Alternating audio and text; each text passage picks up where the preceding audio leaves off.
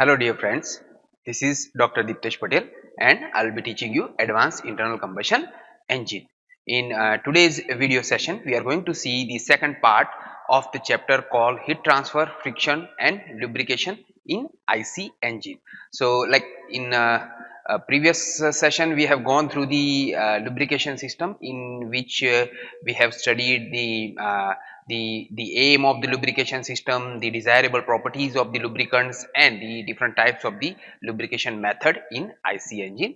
And especially for this video session we are going to study the heat transfer and friction in IC engine. So let's start with the heat transfer. Now basically heat transfer is affect the engine overall performance, efficiency and emissions. So since we know that the combustion takes place inside the combustion chamber where the high temperature gases are created and the heat is being transferred from the combustion chamber to the surrounding medium through the cooling water as well.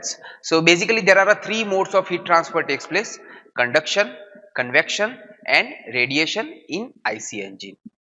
So let's understand how does this system works and what is the benefits of the heat transfer. Basically the heat transfer reduces the overall power output, because we know that when the heat transfer takes place from the combustion chamber to the surrounding medium, the overall temperature of the gases is reduced and that straight away affect the overall power output of the engine.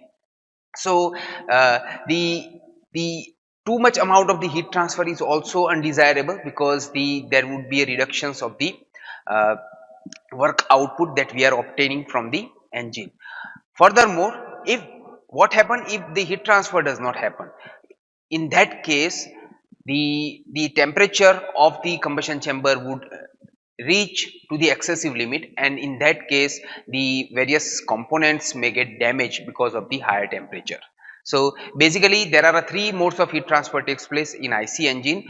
Initially, when the combustion chamber inside the combustion chamber, the due to the ignitions, the gases are created which is having the higher temperature. So initially the heat transfer takes place because of the two different modes, from the gases to the wall through the convection and through the radiations. So basically there are a force convections takes place from the gases to the inside or inner wall of the combustion chamber, and the radiation because of the emissions and the absorptions of the electromagnetic waves which is emitted by the gases. So convections and radiations from these gases to the inner wall of the combustion chamber. Then from these inner side of the wall to the outer side of the walls, the heat is transferred in the form of the conductions.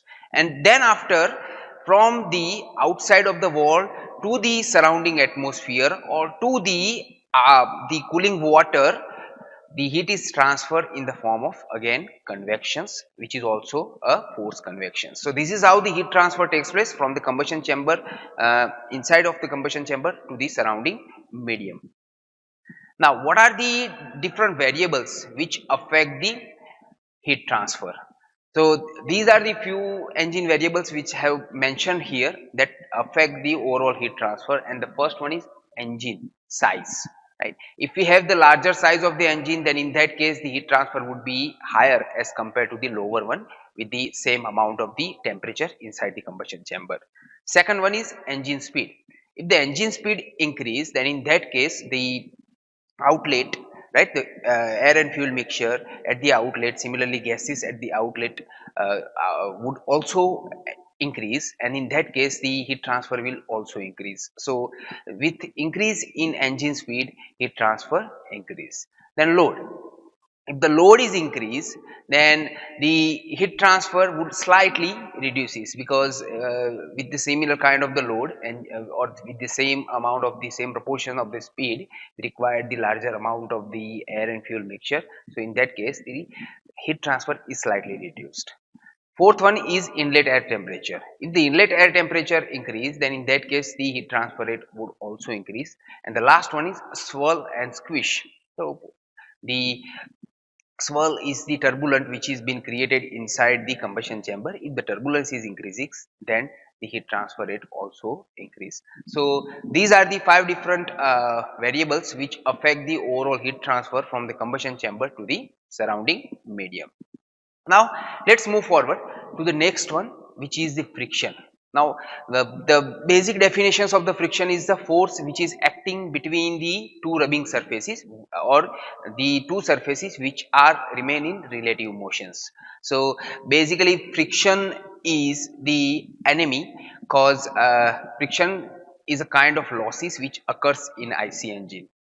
Overall power which is developed inside the combustion chamber is known as the indicated power, while the power which is available to the output of the shaft is known as the brake power, and brake power is always less than the indicated power because certain amount of the power is being consumed, is being lost because of the relative motions in between the pistons and the combustion chamber, in between the rubbing actions in between the camshaft, crankshaft.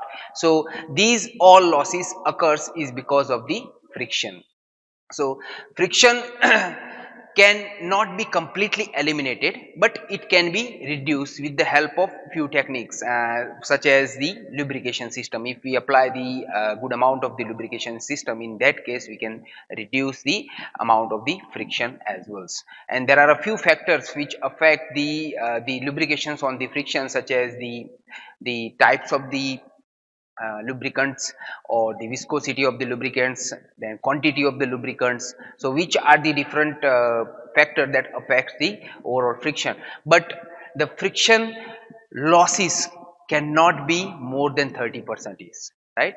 It cannot be more than 30%, otherwise there would be a larger amount of the power that gets lost due to the frictions.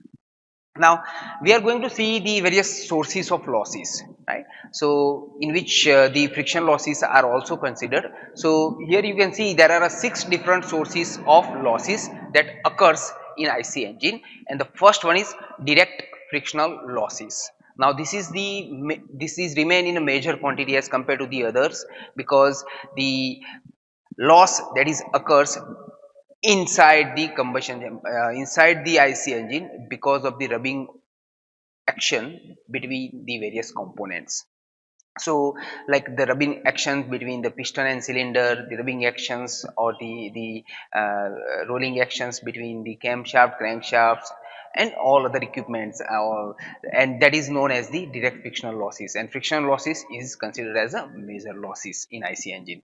Second one is pumping losses, right? The power required for the suction and to push the exhaust gases out is known as the pumping losses, and this is specially considered for the 4-stroke engine. So the this would be like remain in minor as compared to the direct frictional losses, but that is also consumes a certain amount of the power, right? So the overall power required to get the fresh air and mixture into the cylinder and to remove the exhaust gases from the cylinder.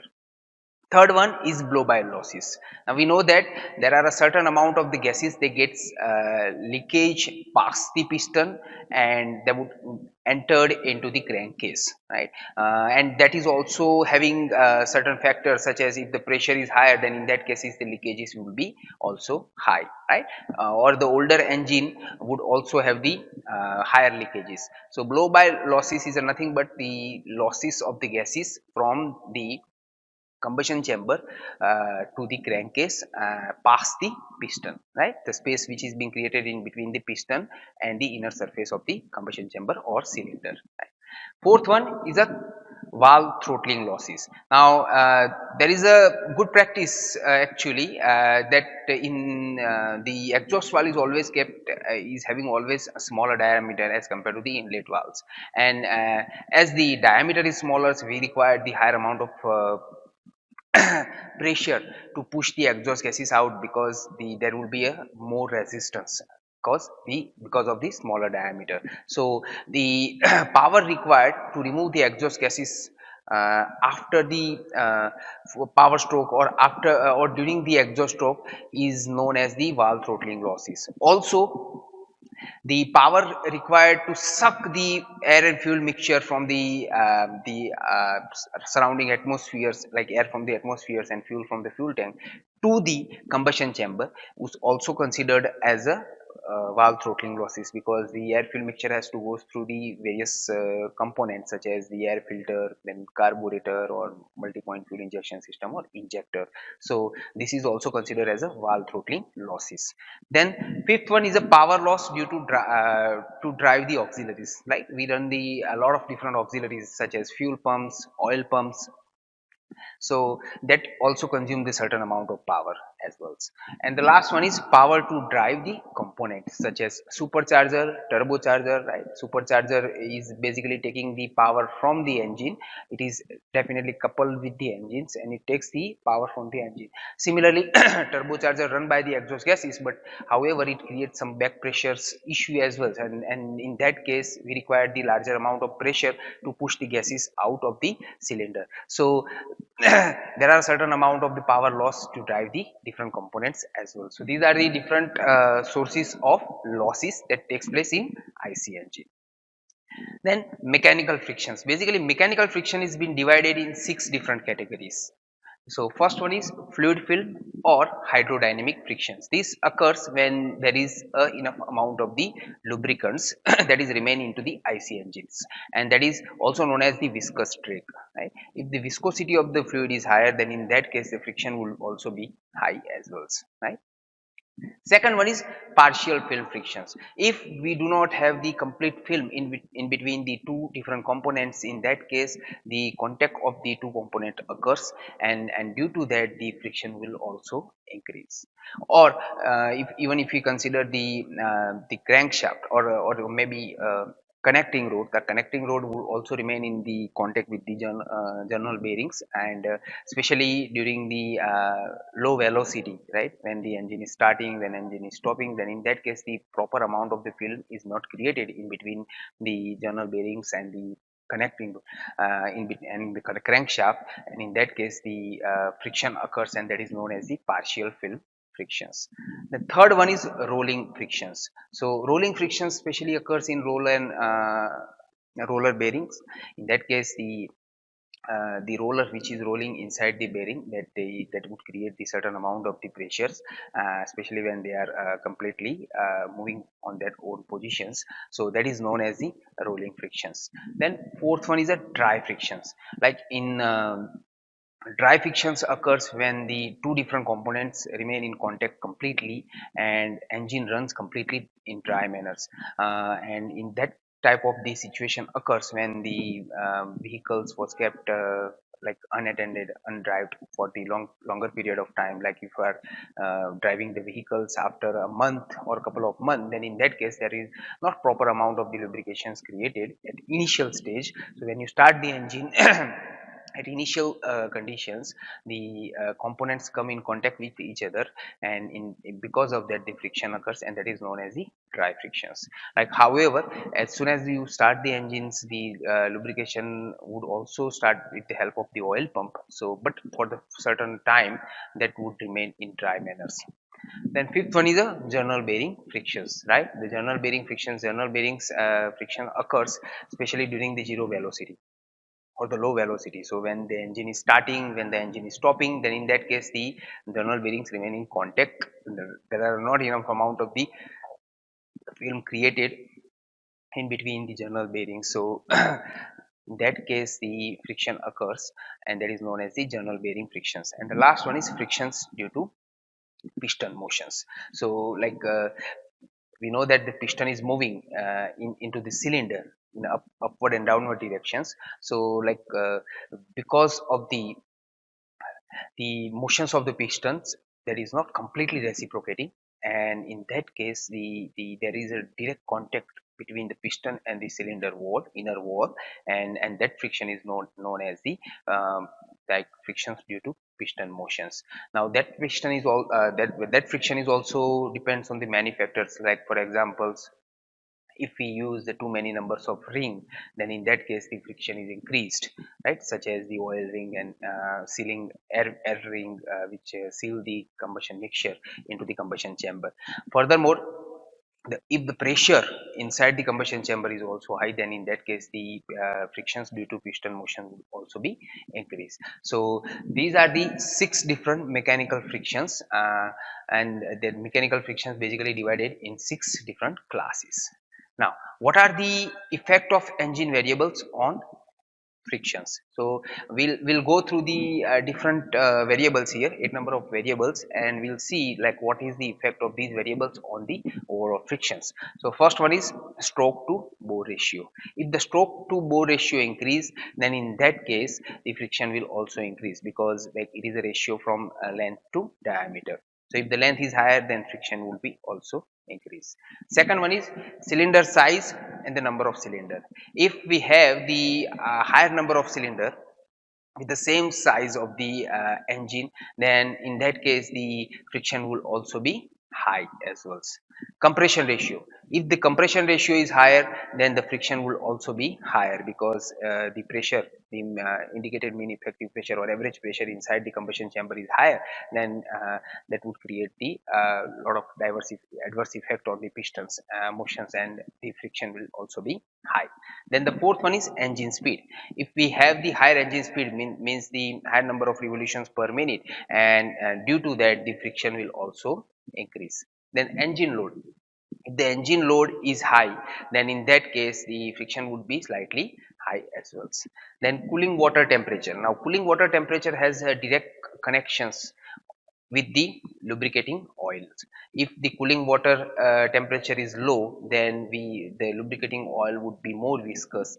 If it is high, then because of the temperature the lubricant will be less viscous. So cooling water temperature is having also direct connections with the friction as well, right? And it is also advisable that the cooling water temperature should not be too high and too low. Then the seventh one is oil viscosity. Oil viscosity play a very important role on the frictions as well. If the oil viscosity is high, then it would create the viscous drags, and that would enhance the friction. If the oil viscosity is too low, then the film cannot be created, proper film cannot be created between the two rubbing surfaces, and in that case the friction will also be high. So selections of the oil and oil viscosity is very important for the particular engine. It depends on the overall working pressure of the engines and the applications of the engine. The last one is number of piston rings. Now we use the different types of the rings on the pistons to create the proper sealing of these air and fuel mixture inside the combustion chamber. So if the number of rings is high, then in that case the friction will also be high. So these are the different variables which has a direct effect on the frictions. So this is all at the moment, and this is the end of the chapter, especially for the heat transfer and frictions. If you have any doubt, you can write down in the comment box. Thank you very much.